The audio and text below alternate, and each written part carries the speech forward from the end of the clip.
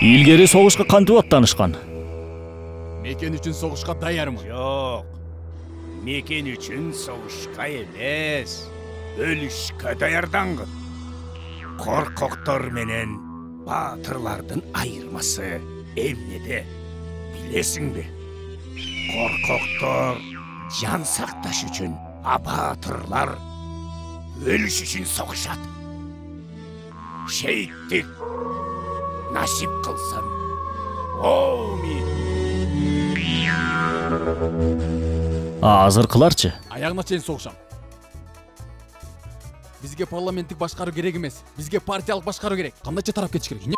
Накмактар. Мамлекет бизге качан жардам берет? Болбосо импичмент. Мен аларга айткам. Шайлоодо биз жактагыларга иштейли деп. Болбой тигилерге өтүп кетип калбадыбы? Азыр согуша турган согуш жок. Азыркы согуш бул эмгек. Ошондуктан күчүңдү иштеп үй алып көрсөт. Кут курулуш компаниясы